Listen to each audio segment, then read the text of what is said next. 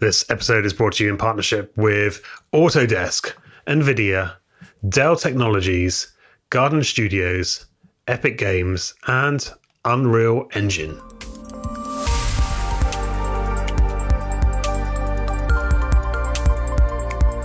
Hello, you're listening to Future of Film podcast. My name is Alex Stoltz, and this is a show where we share insights and strategies from the game changers, trailblazers, and disruptors who are shaping film's future. And I'm delighted today to welcome Niels Alberg to the show. Niels is CEO and co-founder of Publicom.io. For the past 20 years, he has been working in applied research, strategy, and creative business development, specializing designing innovative research methods for a large number of clients.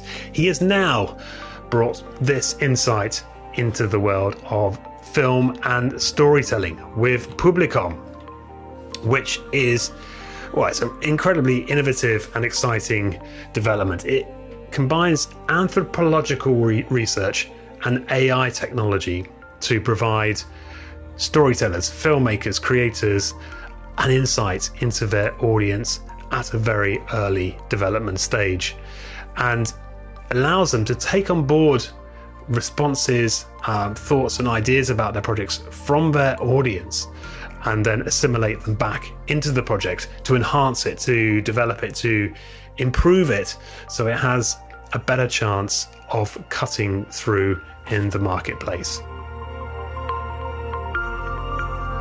If you are enjoying the show, just want to find out more, head on over to futureoffilm.live. Here you can check out all 5 seasons of the podcast and explore some of the other resources like Future of Film Summit, Future of Film Report, and Future of Film Incubator.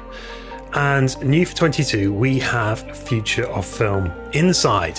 This is our special membership program, which gives you the opportunity to get the inside track on Future of Film. There are a range of plans and benefits available, including access to exclusive content, networking sessions, and member-only events. So if the future of screen storytelling is important to you, important to your work, this is a great opportunity. So please do check out Future of Film Inside and our other resources at the home of Future of Film. That's futureoffilm.live. And I started the show by asking Niels about the genesis of Publicom and how that came about.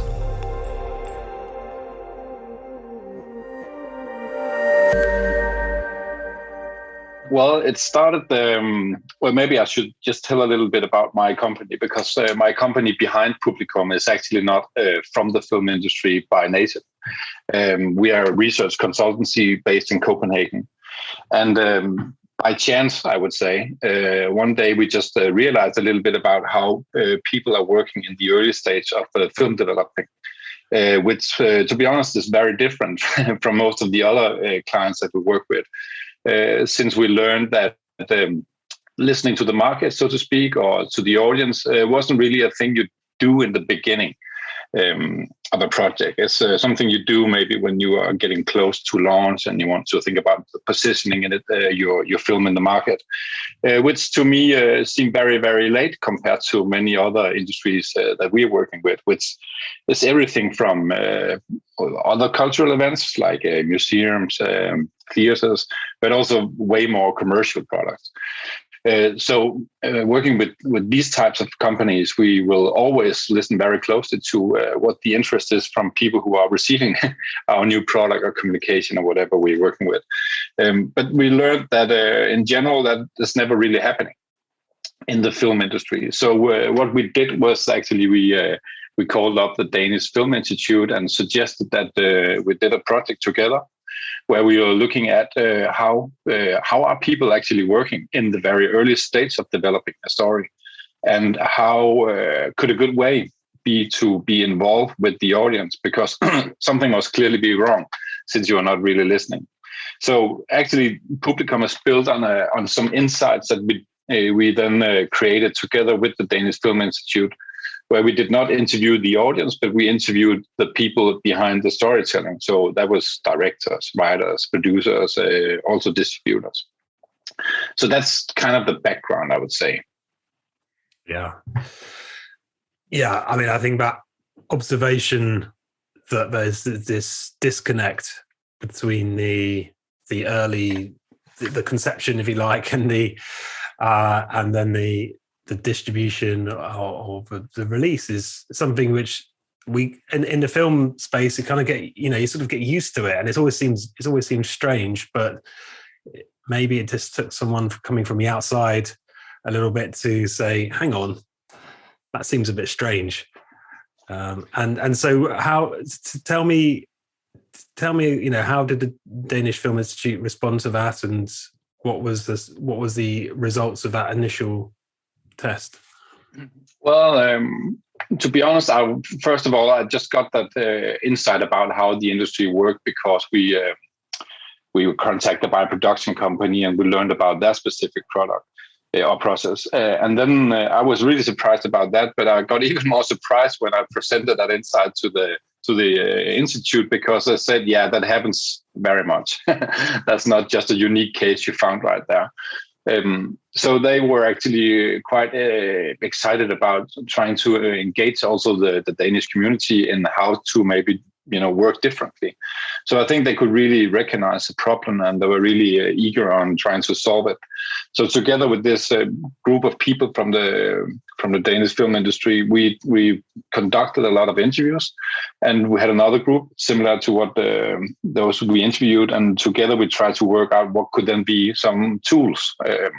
Because I think that was one of the key insights that we found in our research, were a little bit of myth busting there, that there was kind of a perception that creative people are not really curious about the audience. They just want to work with the art, and they have a story in their guts, and they want to tell this story. But I don't think that's actually what we found, to be honest. I did find a lot of people being both very curious about the audience, but also quite frustrated about the tools that you could engage the audience with, which in a large extent, I would say, was often just box office numbers and benchmarking up against previous movies that has done well, that are similar. And to be honest, I don't think that at least in the way that we work with creativity and art and filmmaking in Europe, that's not necessarily super inspiring for creative people. They want to write a new story. They want to feel that they are inventing a new angle on things that we share. And that's not necessarily just identifying the standard recipe of what has been successful previously. Yeah, I mean, it feels particularly even more noticeable, that issue now with streaming platforms having access to so much data and being able to, in theory, create and commission projects based on knowing their audience.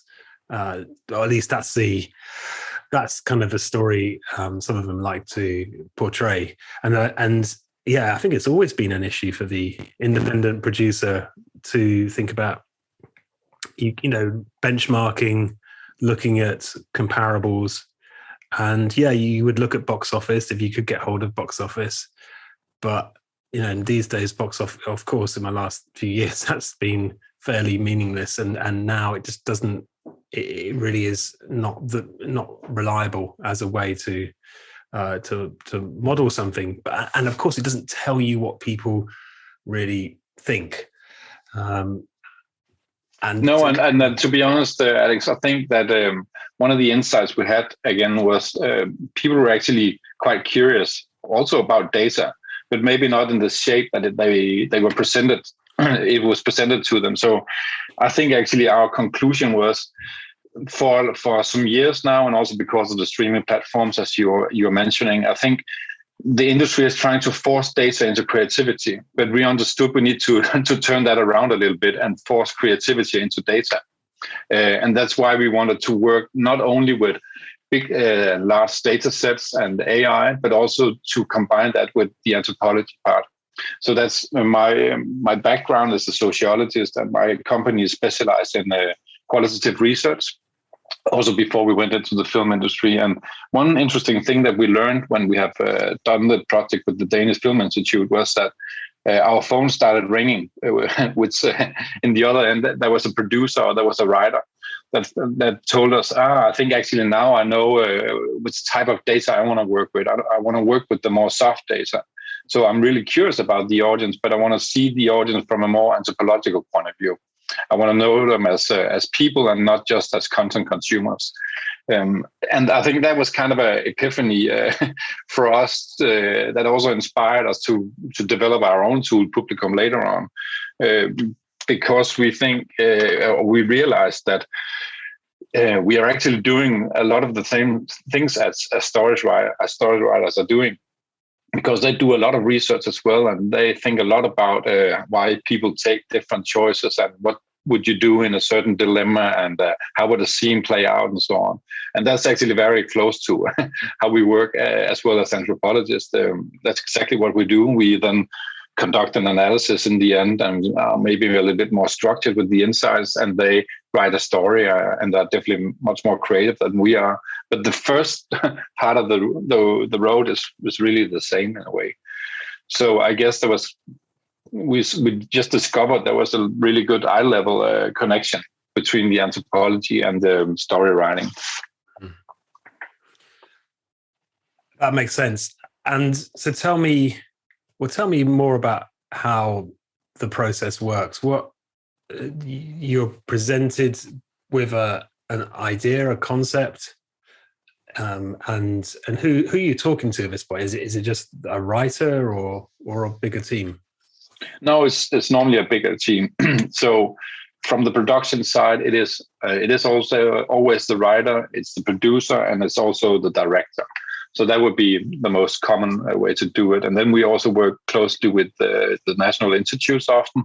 So both in Denmark and in Norway and the Netherlands and Belgium, they have experts that are very good at selecting maybe the right people, the right target groups that we should then later on involve. But the first step is actually really talking about that story.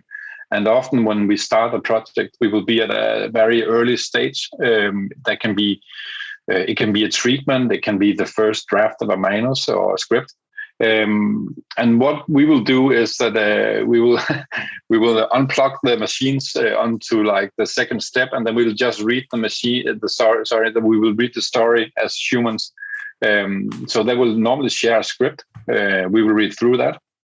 And since we're not filmmakers of professions, we're like social scientists, we'll probably have a few different angles on what people can identify as important, or what maybe can trigger emotions in the script than the writer has thought about. So we have like a half-day workshop at that point where we will present some of our thinking about how people can relate to this story if we just, represent the audience from a contemporary society. And then we will talk about, what they have had in mind so far, what their creative intention is with the project. And together, we will select one or two different themes that we think this is actually super interesting to understand what people on both a larger scale, but also on a deeper way, feel for certain different things, which can be anything from what is a good friendship to what is narcissism or what's an outsider or whatever. That's not, something that a previous script or algorithm are deciding. That's something we decide together with the team. So that would be the first step. So you're identifying those points of emotion or talking points, if you like. Yeah, and it's I think to us it's very important that this is not just something a machine will do or we will suggest as social scientists. That is something we work together with the creative team to pick out, because I think it's super important to understand our service. It's super important to know that we always have the creative intention in the sense that we're not trying to evaluate the story or to tell people this is a bad idea, we don't believe in this. come back in a year when you have a better idea. That's not the intention. The intention is to understand, okay, you have this interest in this story. How can we help you connect this to the audience? So we call it the process, treatment, emotion, connection, which is exactly what we're trying to look for. How can you find a way into the audience that connects with the intention that you have? And yeah, you gave some potential examples of that. So it can be quite sort of, it can be different, I suppose, from the subject matter of the film. It can be something which they haven't necessarily thought of. And then what do you do with that? How do you start, looking at audiences' reactions? Yeah, so it's always something unique for each project. At once we have identified a theme, like what's the feeling of being a minority, for instance, is a project that we have at the moment in Norway.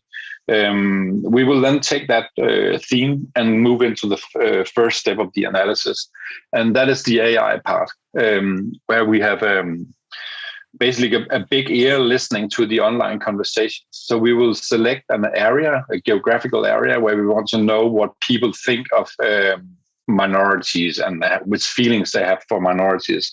And in this case, we compared Norway to Sweden, for instance. And what we do there is we have an access to a online scraping service or social listening tool, if you want, where we can then create a very large search string, where we will take all the words we can think of that people can use in their own words and their own language to express that they are talking and telling what they think of minorities. And that generates a huge file normally. It will be around 100,000, 200,000 different documents. Then we will have as our main source of data. And when I say documents, that can be anything from a news article to a tweet, discussion in a forum. It's actually just things published online, if you want, that has something to do with the theme that the creative people are interested in. And this big file is something we will get and feed our algorithm with. And what our machine is doing for us is just basically reading through all of these documents. 200,000 documents will take us like a year to go over, but it does that very, very quickly. And we have developed the algorithm in a way so it's only looking for the keywords that really carries a central meaning. And basically what it does is that it's looking for connections between the keywords. So the more the same words are being used, then the machine can help us understand, okay, there's like a specific conversation about something down here in this area. It creates like a visual map for us. And maybe in that map, it will show us 5 to 6, 7 different discourses about what people are talking about connected to this theme.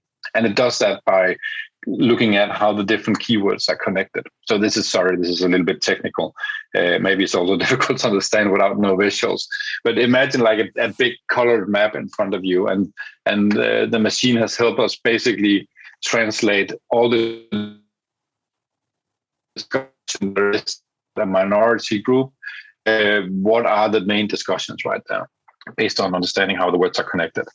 And basically that's what we have asked the machine to do and nothing more, because we then take over there as sociologists and anthropologists, and are then starting to look at reading through all the most dominant discussions in there, the most shared articles, the most comments and posts and so on. So we can understand in this discourse area number 1 of discussing what a minority is, what are people actually talking about in this cluster of conversation that the machine helps us identify, and what are the feelings that we can connect? Are they excited about this, or are they angry about this, or are they curious, or what are the kind of the sentiments in these discussions? But that's something we do more qualitatively. You're listening to Future of Film podcast with me, Alex Stoltz. If you're enjoying the show, why not check out our new membership program, Future of Film Inside is your opportunity to get the inside track on everything Future of Film has to offer, including priority access to new content, member-only events, and exclusive networking sessions. So that's Future of Film Inside, available now at futureoffilm.live. And now, back to the show.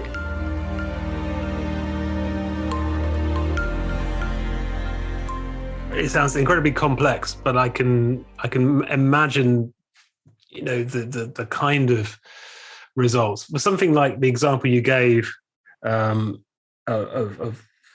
feeling like a minority, I'd imagine you might get quite sort of polarized views on that, or polarized. Is that something that you can? I guess there's not always consensus, is there? There's lots of different views which you have to assimilate. Yeah, and I think our task is not either to report back to the creative people what the entire society think about all aspects of the minority discussion. We have, of course, to select the conversation that has most relevance for what we know their intention is with the story. They're not here to make a scientific report. They're here to tell a story. And because we have listened and have a lot of long discussion in the beginning, we know what their interest in the story is. So we will select those conversations that have most impact or has most directly connection to what they actually are wanting to tell us the world, and not just anything about minorities. That makes sense. And then it's a case of presenting that back to the creative team to give them that these are some of the emotional points in your project, the conversational points. This is being reflected out here in the wider world. This is kind of people's responses to that. But then, that's really interesting. But how do people then take that back into their creative work? How does it affect the process? Yeah. So what happens after this analysis is that we'll have another workshop where we will very thoroughly go through all these clusters of conversations that we have decided is relevant. It's used in the way that,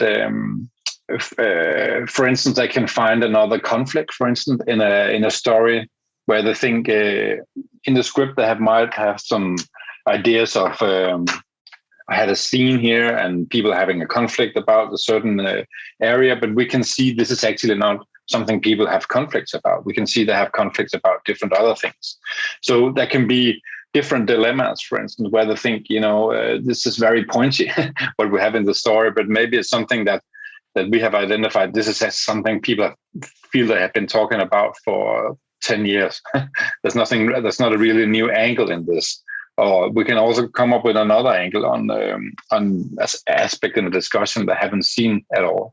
So that can be many things. It can also be in another Norwegian project that was just actually part of the Cannes Film Festival premiered down there, a project called Sick of Myself. It was also used to build a character that was like a super narcissistic character, which was kind of the fun part of this comedy. And we gave input to what people really associated to being a narcissist in Denmark, Norway, and Sweden compared, and gave the director there, Christopher, some opportunities to how he wanted further develop that character. So that's another angle this can be used for. And basically, I guess our trick with this is to reduce the level of gut feelings that I have as a sociologist, of course, as the guy providing the insights, but of course also the way that people think about this as right. So I might have a lot of ideas of what the audience would think is super recognizable as a narcissist, but to be honest, I don't know. So that's the way we are engaging people on the larger scale. And this is, instead of benchmarking up against previous script and the box office, this is our bit on using big data. So basically listening to the society at a larger scale to understand what are people actually connecting your themes to in reality, and not just in your own understanding or in my understanding as somebody helping analyzing this. Yeah. So is there a big difference between how Norwegians and Swedes think of narcissism? Yeah, we I think we found some quite interesting differences. Of course, we're neighboring countries, so we also find some similarities, and I think we can agree on, according to the analysis that we did, that in both Denmark and Norway and Sweden, you would consider a narcissist as a bastard, to be honest. But in Denmark, a lot of the content that was really shared and commented on was related to romance, and we're also always portraying always a man. And it was because of the romance part, wasn't kind of a guide to how to fall in love with a narcissist. It was rather the opposite, about how to spot a narcissist before you get too fascinated about him. So we concluded that in Denmark we see a narcissist as a dangerous bastard. And that's kind of different from what we found in Sweden, where we concluded that they see a narcissist as a poor bastard in a way, because a lot of the content over there was really related to discussions about this should be seen and treated as an illness. Sweden is a very social-oriented country. And if you are too focused on yourself, there must be something wrong. You're filled out of the big society, and you need help to come back. So they have a discussion right now about treating narcissism on the public welfare system. So like a more caring angle basically than in Denmark. And then finally in Norway, we concluded they see still as a bastard, but they see it as a useful bastard, because a lot of the content there was really related to politicians and CEOs and basically people willing to take a nasty decision and fire people and run a country and so on.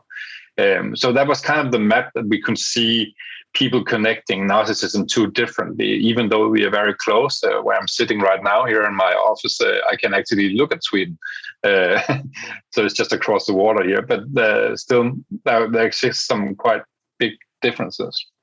And our job is not to then direct the creative team into working in one specific way, but he now knows, what is the emotional landscape compared to narcissism in these different markets that he needs to have his film to succeed in. And then he can, of course, take the creative decisions as he wants. It's very important for our deliveries that we're not trying to copy what the machine would do and give you like a creative brief and say you're stupid if you're not working with the useful bastard. But if you think it's more surprising to work with the poor bastard, and there is energy in that for him, I think he should do that. But he's now just aware of he's working with the Swedish angle. So it's to inform him to take some creative decisions, but we're not trying to dominate at all what people are doing with the insights. And the conversations you're observing, they're not necessarily from people who are going to be buying cinema tickets or are subscribers to any particular platform. It is the general public. Is that right? That is right. In this step it is. So that's why we have a second step as well, because once we have these insights laid out, you could say we have, so to speak, identified the social discourses in a certain market about how they are connecting to the key theme in a specific story. Then we will move into the anthropological part, which is the last step in the analysis, where we are including, normally, if it's a normal film project, we will include 30 people that will participate in an anthropological research period for 6 days. We've designed a new and developed our own tool there for mobilized anthropology, where people can film themselves and we can give them new questions every day over 6 days. And we now know what we want to. We now also know, as social scientists, what are the right questions to ask if we want to know more about narcissism in Norway, because we now know on a bigger scale what the society connects to. And if we think it could be actually quite interesting to understand if we have a country where a narcissist is useful, but we want to know about Swedes' perception about how can a narcissist actually be be useful in a country where we think it's actually we're caring for them and we want to give them treatment. We know now exactly this is a question that could be interesting to ask to these people, which I think we could never have identified just by thinking about it. So this is really inspiring us to ask the right questions connected to what the society at a larger scale are really connecting these themes to. But that's not all we do there. So I'd say like maybe half of the days in the research is trying to understand at a deeper level what we found with the AI part. But the second step is, or the second period of the anthropological phase is normally used for something a little bit more tied up with the story. So that could be testing specific scenes, reading out parts of the script, testing visuals, looking at characters and so on. So things that are a little bit more connected to the specific story and not only just the theme of it. And that's in the end, people then self-report to the questions that we have designed for each of the projects, and they will create around 400 reactions for each project, and we will then go through, transcribe, and have as our second step of data, basically. And then it's fed back to the storytellers. And then it's fed back. Yeah, sorry. In the last workshop, then we will present what people with their own words are saying about narcissism, or the scenes and the characters, pictures, visuals. We're selecting the most significant quotes. We're playing the videos so they can see their facial expressions and so on, which I think is going back to the question about what data is. I think facial expression for a writer is really strong evidence, actually, and often very good data. They know how to read a face, basically. Fascinating. I'm sure this, I'm sure it's really interesting for the creators. But then, what do they do? How do they take this on? I mean, are there examples of projects you've worked with where they've changed an approach based on this, or is it just like is it more incremental, just honing it? Yeah. No, I think we have, in most cases, we're working with, we will get the feedback on how they're changing a story. And let me have an example from the Netherlands where we were testing different characters, and I didn't really find the lead characters to be so funny, or at least that they didn't maybe understand completely the humor that the writer was trying to convey. But there was a side character, like a 90-year-old grandmom who just wanted to kill herself. And actually, we didn't necessarily test the humor with her, but just something else. But people found her really hilarious. And that gave them the team, first of all, it gave them an idea of promoting that character to be more central in the story. But it also really gave them an insight into what people found was funny in the story. So they could go back and iterate a little bit about the different scenes and the tonality in the humor, basically. Yeah. And it sounds like people have been receptive, because you said that there's maybe a perception that creators aren't so interested in this piece. Have you had any resistance from people sort of adopting the process or not? Well, not so much, to be honest. I think we've also had the luck that we are often being introduced by some of the national film bodies, so they kind of endorse working with us. So they probably take the first nasty meeting and spare us that.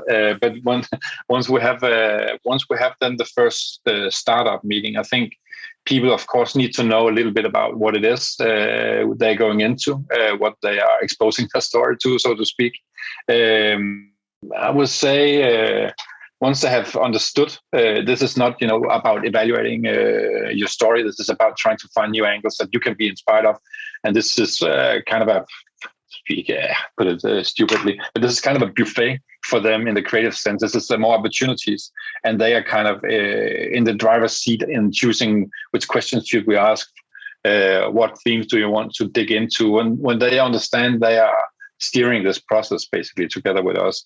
They get super excited normally and very curious. And my experience is actually it's normally the most creative people that gets more engaged.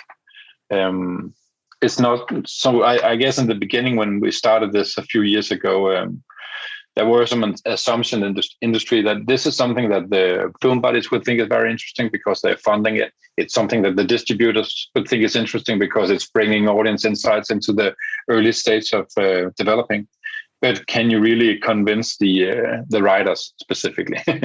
But I think it's normally actually the writers that we have the closest collaborations with, because they can definitely see how they can go back, change a character, change scenes, change the tonality and so on with this. So they will often become those who will have most questions that we will ask the audience in the end. And the audience, I mean, that's fascinating. The audience themselves, you have all this engagement with them. They're really kind of getting to grips with the project. Is there a way to sort of keep engaging them throughout the process, I suppose? Because it would be nice, wouldn't it, I suppose, to be able to go back to them when it's released and to help, get word of mouth, hopefully, and build a community. Yeah, I think since this is a qualitative sample of people that we're speaking with, it's normally just 30 people, which is a normal research sample for qualitative research. Also, if you do it not on phones, but with home visits and so on, it's still not for creating ambassadors and promoters of your project. I think that's too limited, that group there. But what you can do, and we've done that a few times. We've done that with SF Studios in Denmark, where we have helped them create a new Danish high school drama, basically. Then we engaged them for a longer period of time. So, of course, they participated like we normally do, where they come in and these 6 days are spent working on input from the script. But we also then identified a handful of these young people that we thought were actually just really spot on to provide further information. So they came in the end kind of co-writers together with the script writer. So she had the opportunity to, I think, through 3 or 4 different workshops, to iterate her script, to spare with them, to understand what are the words being used in a high school class. What is a good relationship? How's a guy hot? Stuff like that maybe is a little bit difficult to know when you are 50 and trying to pretend you're 18. So a lot of the projects we've had is actually with a young audience as well. And I think that's also, now you ask about how the things are implemented. It's often something that is really interesting to test with a young audience. Is this a conversation that feels natural to you in a classroom, for instance? Because not a lot of 18 years old write movies, but not a lot of 50 years old ladies go to high school. So that's a nice way to connect these two, to have them meet at that point. I love it. That's the idea of the audience as a collaborator and creative partner in the project. That is very exciting. Niels, it's incredibly exciting what you're doing. Obviously, it's not everyone can tap into the service. Would you have some more general advice for storytellers, creators who are thinking about this space, apart from obviously reaching out to you and engaging Publicum, but more generally, is there anything you would impress? Yeah, I think if you have to do something a little bit more on your own, again, I think much of the stuff that the people are doing already in script writing is we're doing, maybe not on the AI part because that's a little bit specialized and also it demands a little bit of technology. But in terms of doing people research, I think the only thing I would do different rather than what I was doing already as a script writer would be I would try to engage an audience and not just somebody that I would interview because their character is similar to the character I have in my movie. So I think maybe separating between story research and audience research, if you do qualitative research, which I know a lot of screenwriters, basically all screenwriters, of course, are doing. So if I want to, write a story about a dad that ends up on heroin, I would probably find someone who has experienced that and talk to him and her and the family and colleagues around them and so on. So I can create a trustworthy character and an environment and all this stuff. But maybe I should do the same with the audience, because not a lot of people have tried that, fortunately. But the majority will have to be interested in this story without having any personal experience. So I think it would be interesting to interview random, or maybe not random, but selected people that could be likely to watch this movie about how do they feel like a character that falls into these kind of troubles. Do they feel sorry, or what do they have to do? How do they have to be presented to him to understand his story and so on? Yeah. So basically, do a lot of the stuff you're doing right now for the characters and the stories, but just do it with the audience. That has nothing to